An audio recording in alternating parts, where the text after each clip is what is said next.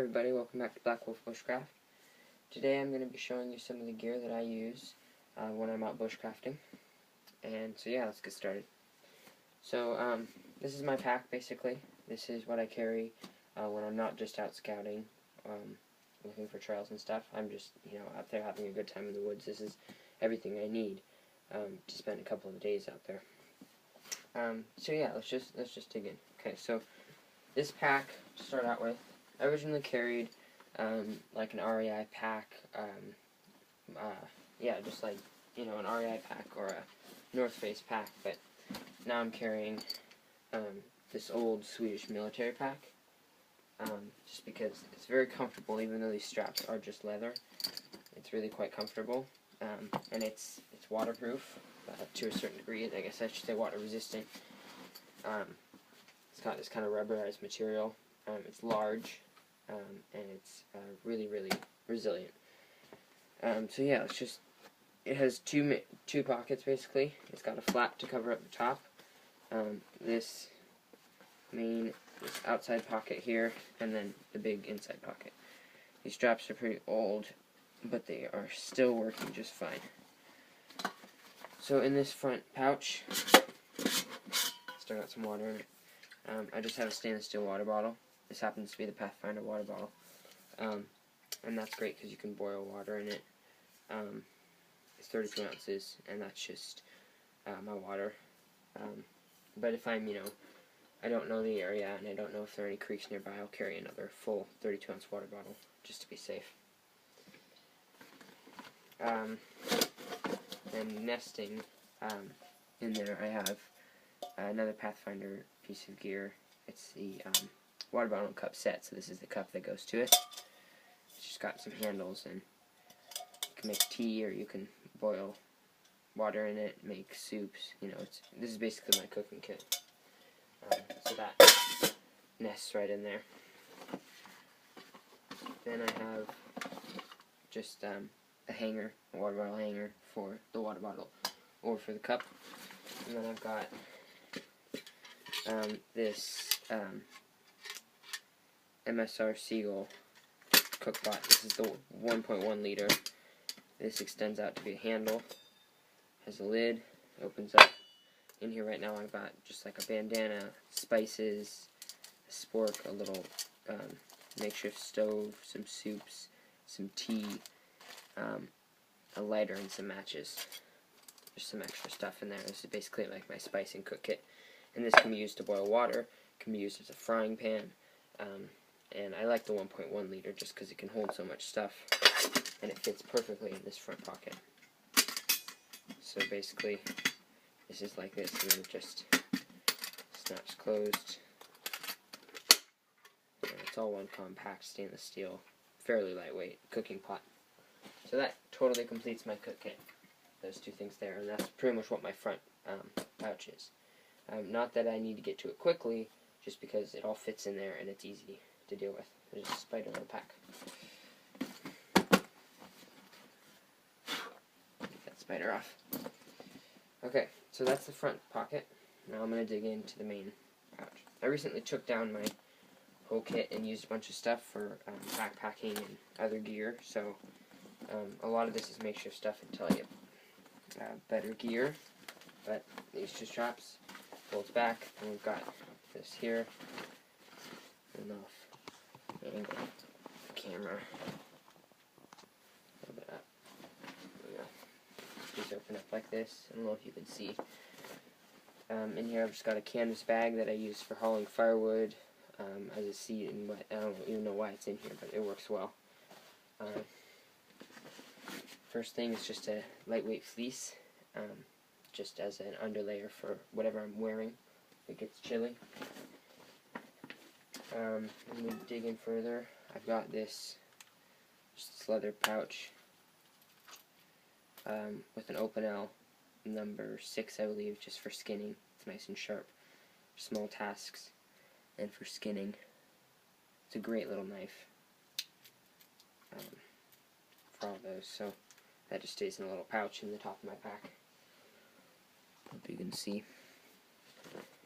And next up, I've just got a little pouch here and not entirely sure what this has in it right now. I think it's just got an extra ferro rod, emergency blanket, just things that I never really use but are in here. This is like my, if you will, survival kit, even though this all is kind of a survival kit.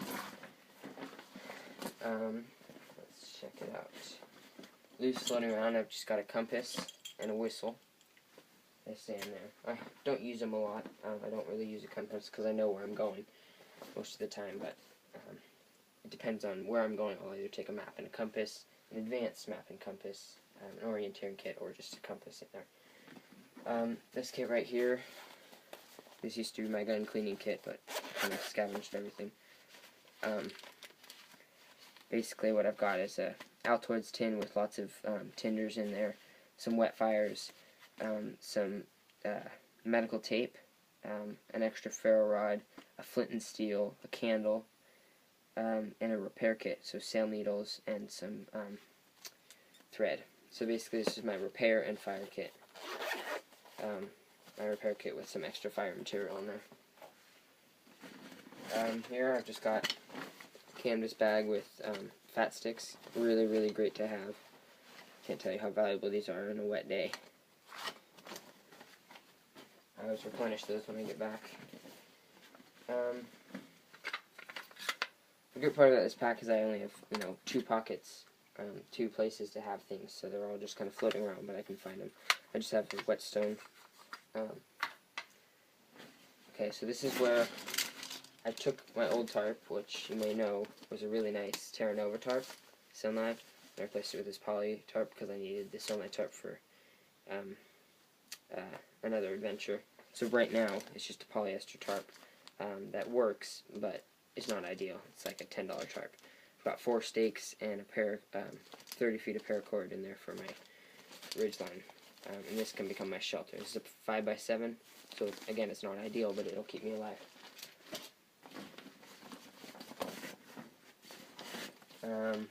Just another waterproof bag. This has some basic medical supplies and some water purification. Again, I don't use this hardly ever. If I get a cut or something, I'll sterilize it and then just wrap it up. But this is kind of emergency.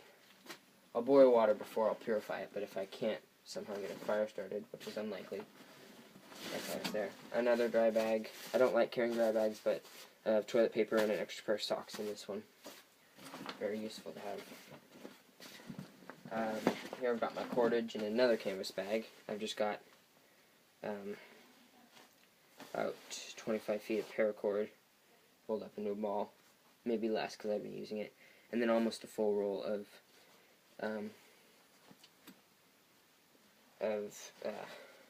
tarred mariner's line, bank line,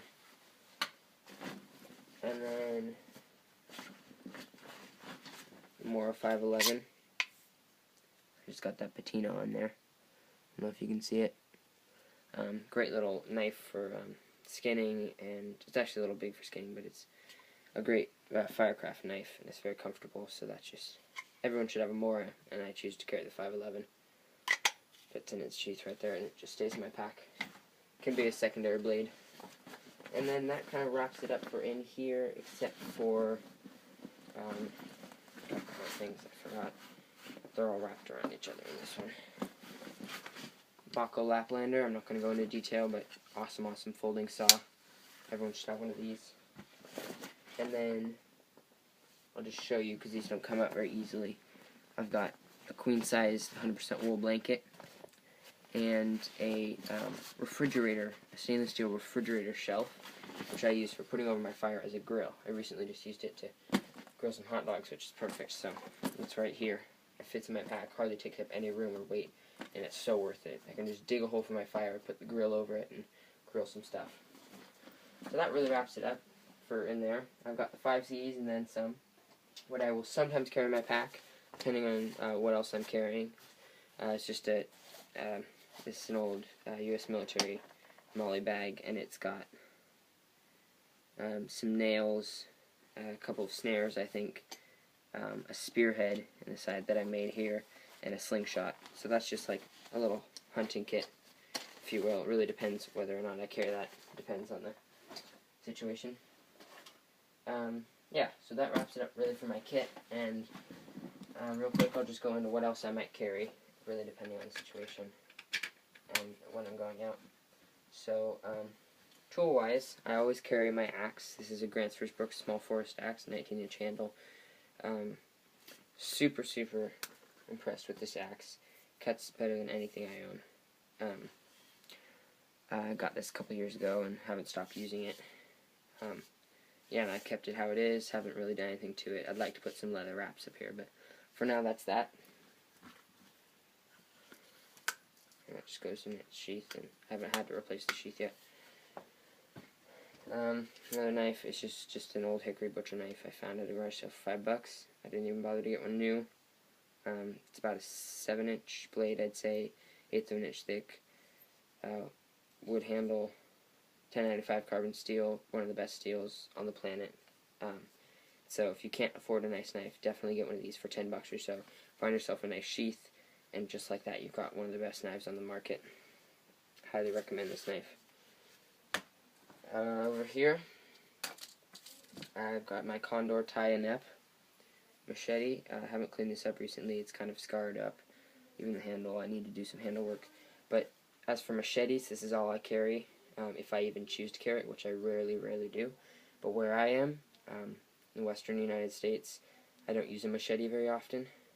I'm using the axe more often than the machete. And even when I do, as you can see, it's a short, thick one for heavy, dense brush. There's not a lot of vines and stuff out here, so if I do decide to take a machete, it's this tie and ep. Hopefully I'll get a parang or a kukri someday, but for now it's this.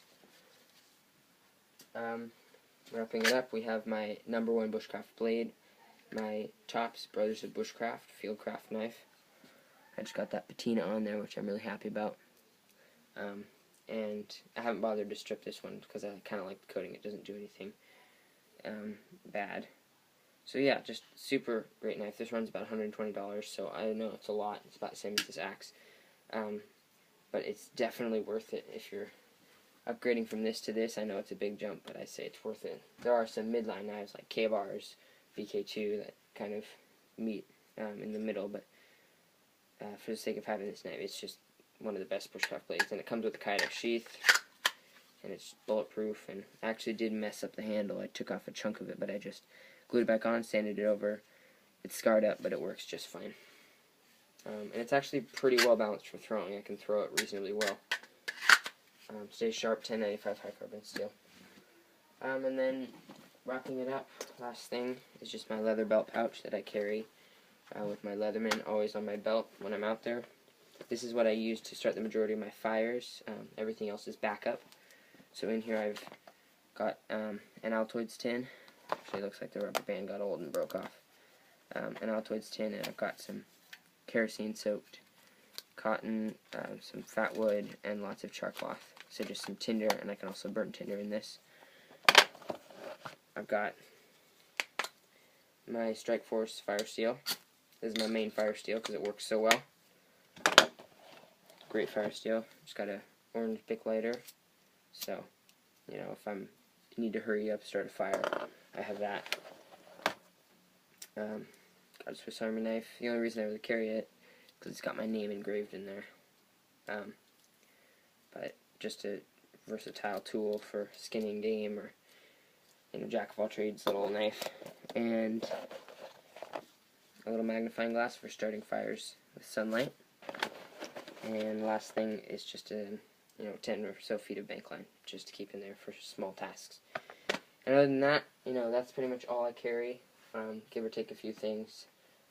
But my tools, I'll always have the 5Cs with me. Most of the time I have the 5Cs on me, take away the tarp, but that's basically it.